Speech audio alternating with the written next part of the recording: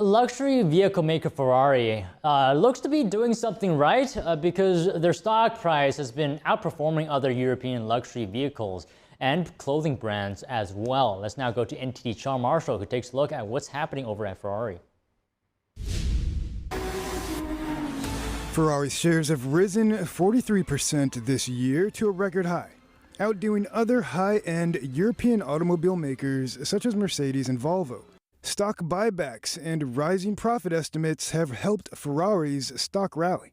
Morgan Stanley analysts say fierce brand loyalty is another reason for the gains. It takes a long time to create a rapport with Ferrari, and they like to control that because there are many instances where they want to say the right people have to own our cars at the right time for the market. Something out of the ordinary is how Ferrari purposely keeps their exposure to China low.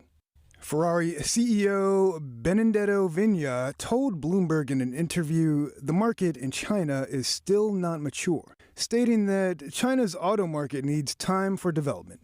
Morgan Stanley analyst Adam Jonas said on Tuesday no other major publicly traded luxury goods company discloses both a higher repeat customer percentage and lower China mix. By Ferrari limiting their exposure in China to 10%, they're evening out their exposure across the entire world. They're creating false scarcity in China to make sure that they don't too heavily tip their hand in one direction and then become reliant on that market. Part of Ferrari's low China exposure allowed them to not be impacted when the European Union imposed strict tariffs on Chinese electric vehicle imports. Those same tariffs forced Volvo to lower its sales forecast this year since their electric vehicles are made in China.